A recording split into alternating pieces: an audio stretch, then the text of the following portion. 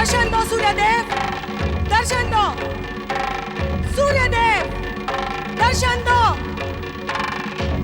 दर्शन दो सूर्यदेव, दर्शन दो, दर्शन दे सूर्यदेव, दर्शन दे, दर्शन दे सूर्यदेव।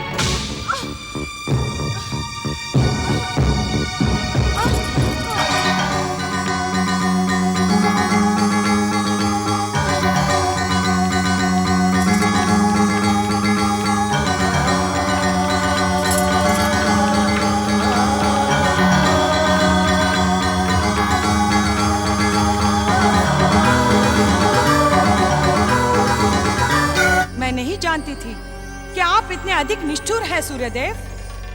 क्या मैं इतनी लंबी प्रतीक्षा का कारण जान सकती हूँ? महारानी उग्रा, आप अपने उग्र रूप को शांत करें। तपस्या जितनी लंबी होगी, वरदान भी उतना ही श्रेष्ठ मिलता है।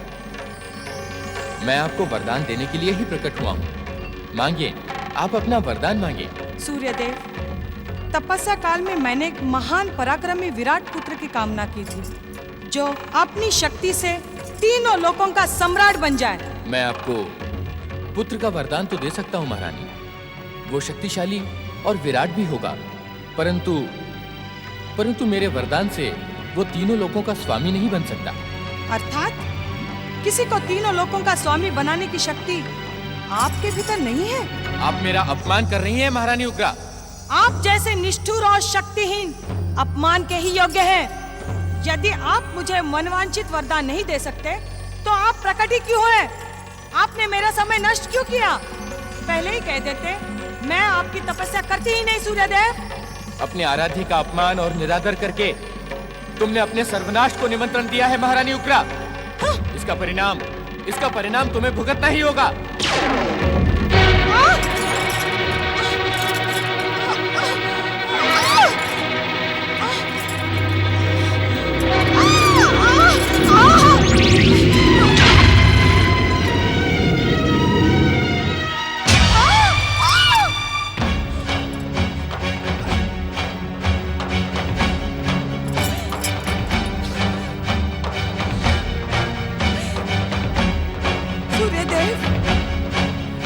मैंने आपसे पुत्र मांगा था, परंतु ये अग्नि का गोला देकर आपने मेरे साथ भयानक छल किया है। इसे मैं अपने साथ नहीं रख सकती। इसे अपने साथ रखने का अर्थ है अपना अपमान, और मेरा जन्म अपमान और निरादर सहने के लिए नहीं हुआ है। सूर्यदेव, मैं आपको कलंकित करने के लिए आपकी तपस्या के प्रतिफल रूपी इस विष का अभी त्याग कर दूंगी।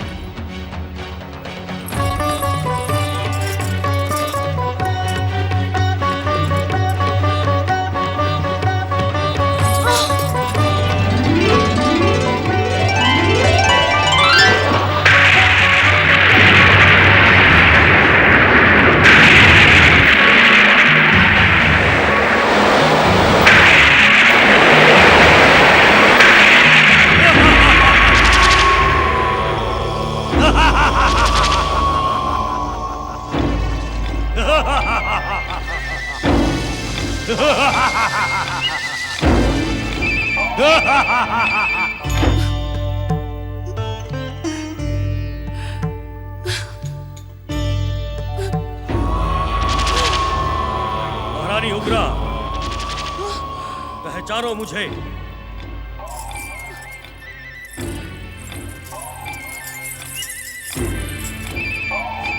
मैं तुम्हारा वही पुत्र हूं जिसको जन्म देते ही तुमने त्याग दिया था। यदि तुम मुझे मां की ममता और स्नेह प्रदान करती, तो मेरा अग्निमय रूप शांत हो जाता, परंतु तुमने मुझे समुद्र में फेंककर अपने मातृत्व को लांछित कर दिया है। महारानी उग्रा, कमान से निकला तीर और मुंह से निकली बात कभी लौटकर नहीं आती। तुमने मुझे त्याग दिया है, अब मैं तुम्हारा पुत्र नहीं हो सकता। नहीं नहीं पुत्र नहीं, तुम्हें लौट कर आना होगा। अपनी माता की भूल को क्षमा कर देना होगा। असंभव महारानी उग्रा, असंभव। सूर्यदेव के वरदान से जन्मा मेरा अग्निमय सात्विक शरीर सागर के जल का स्पर्श पाते ही दैत्य ज्योति में दीक्षित हो गया है। अब उसका तुम्हारे पास लौटना असंभव है। असंभव है महारानी उग्रा, असंभव है। क्या तू अपनी माता को दंडित करना चाहता है? जब तुमने मुझे त्याग कर मुझे दंडित किया था, तब तुम्हारे मन में ये प्रश्न क्यों नहीं उपजा? महारानी उग्रा, मुझसे भूल हो गई पुत्र। माता कभी भूल नहीं करती, माता कभी कुमाता भी नहीं होती, परंतु तुमने माता शब्द की मर्यादा को तोड़ डाला है। तुम्हारे जैसी स्त्री को मैं कदापि अपनी माता स्वीकार नहीं कर सकता। चली जाओ यहाँ से, चली जाओ। नहीं पुत्र नहीं, इतना कठोर मत बन। अपनी माता को क्षमा कर दे पुत्र, क्षमा कर दे। कौन माता? किसकी माता? ना तू मेरी माता, ना मैं तेरा पुत्र। अब तो मैं सिंधु का स्पर्श पाकर स्वयं सिंधु बन गया हूँ। मेरा नाम है सिंधु दैत्य, असुरों का अधिपति, असुरों का सम्राट, राक्षसों का राजा, सिंधु दैत्य।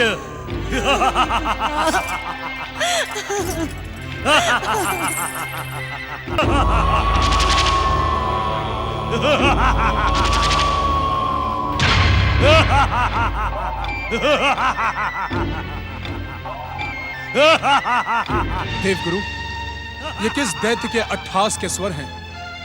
देवराज, ये अट्टहास का स्वर महापराक्रमी दैत्य सिंधु का है। महापराक्रमी दैत्य सिंधु? देवगुरु, किंतु ये अचानक कैसे प्रकट हो गया? देवराज, दैत्य सिंधु दैत्य महारानी उग्रा की उग्र तपस्या का परिणाम। उग्रा की तपस्या अर्थात? नारायण नारायण। देवराज इंद्र, महारानी उग्रा ने अपने आराध्य भगवान सूर्य की तपस्या के समय भगवान सूर्य देव का अपमान किया था। उसी से क्रोधित होकर सूर्य देव ने इसे अग्नि में पुत्र प्रदान करके दंडित किया है। इस विशालकाय दैत्य को देखकर ऐसा तो नहीं लगता कि ये सूर्यदेव द्वारा दंडित हैं। आपका अनुमान सत्य है देवराज। सूर्य देव ने इसे अग्निमय रूप प्रदान किया, परंतु माता उग्रा की घोर तपस्या के कारण सिंधु के जल का स्पर्श पाते ही यह भयानक दैत्य का शरीर पाने में सफल हो गया। तब तो ये हमारे स्वर्ग पर भी आक्रमण कर सकता है।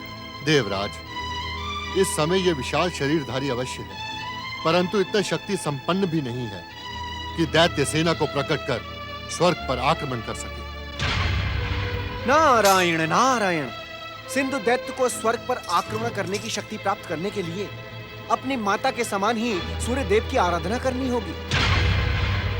मेरी तो समझ में नहीं आता कि इन दैत्यों को साधना, आराधना और तपस्या करने की आज्ञा ही क्यों दी जाती है। नारायण नारायण। देवराज इंद्र, ये प्रश्न करके आप संसार की व्यवस्था पर ही प्रश्न चिन्ह लगा रहे हैं, जो आपके हित में ना होगा। आप सत्य कह रहे हैं देव ऋषि। किसी भी दैत्य या असुर को देखकर मैं स्वयं पर संयम नहीं रख पाता। ऐसा परामर्श दे जो मेरे हित में हो। नारायण नारायण। देवराज इंद्र, सूर्य देव आपके भाई हैं। आप उनसे जाकर कहें कि तपस्या करने पर भी वे सिंधु दैत्य को वरदान ना दें। आपका परामर्श उचित है देव ऋषि। मैं अपने अनुज सूर्य को विवश कर दूंगा कि वो उस दुष्ट को वरदान ही न देने चाहे। प्रणाम। गुरुदेव, क्या भगवान सूर्यदेव देवराज इंद्र की बात मानेंगे? यह प्रश्न कठिन है नारद, इसका उत्तर तो समय ही देगा। ओम नमः शिवाय, ओम नमः शिवाय, ओम नमः शिवाय, ओम नमः शिवाय, ओम नमः शिवाय, ओम नमः शिवाय, ओम नमः शिवाय, ओम नमः शिवाय, ओम नमः शिवाय, ओम नमः शिवाय। भगवान भोलेनाथ की जय।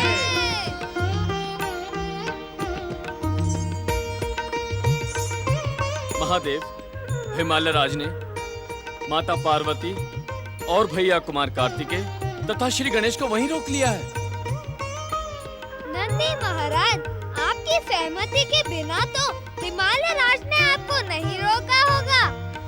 महादेव, उन सब का स्नेह देखकर मुझे सहमति देनी ही पड़ी। मुझे क्षमा करें भोलेनाथ। ओम महागणेशाय नमः। ओम नमः शिवाय। ओम मयूरेश्वराय नमः। नारायण नारायण। हे भोलेनाथ, महारानी उग्रा की उग्र तपस्या के कारण सूर्य के वरदान और दंड स्वरूप जन्मे सिंधु दैत्य ने भयानक रूप धारण कर लिया है। हे भोलेनाथ, मुझे लगता है कि यह सिंधु दैत्य इस संसार में उथल पुथल मचा देगा। भोलेनाथ, ऐसा अनर्थ ना करो देव ऋषि। महादेव की समाधि में बाधा डालना आपके हित में नहीं होगा। जो आज्ञा मयूरेश्वर। ओम नमः शिवाय नमः।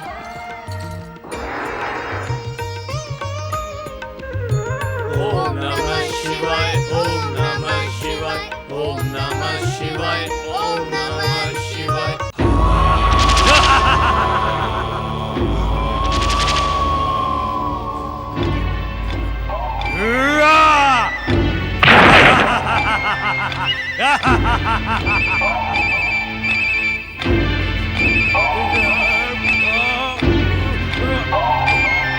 मैं इस संसार का सबसे पराक्रमी दैत्य सम्राट हूँ। मैं अपनी शक्ति से सबको मत डालूंगा। जो भी मेरा विरोध करेगा, मैं उसे तिनके के समान मसल डालूंगा।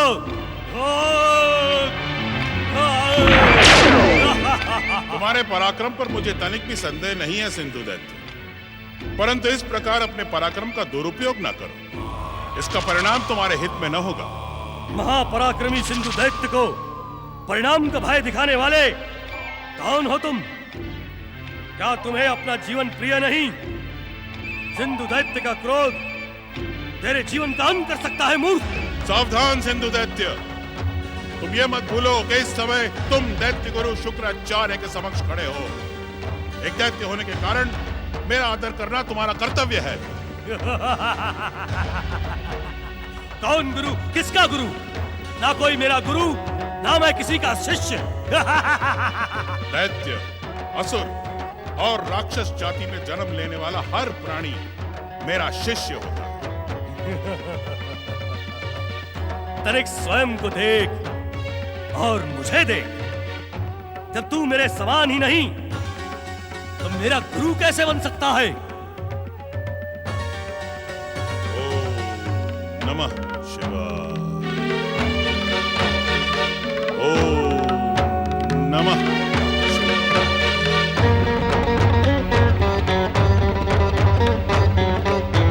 तुम्हारी मूर्खता को संतुष्ट करने के लिए मुझे अपनी चमत्कारी सिद्धियों का प्रयोग करना पड़ा। अपने हठ और अभिमान को त्याग कर मेरी बात ध्यान से सुनो सिंधु दैत्य। तुम्हारी बात सुनने से पहले मैं तुमसे एक प्रश्न पूछना चाहता हूं। यदि तुमने मुझे सही उत्तर दिया, तो मैं तुम्हारी बात सुनने पर विचार करूंगा। पूछो, क्या पूछना चाहते हो? एक सामान्य स्त्री के गर्भ से जन्म लेने पर भी मुझे अग्निमय शरीर क्यों प्राप्त हुआ? सागर का स्पर्श होते ही मेरे भीतर दैत्य भाव क्यों जन्म लेने लगे?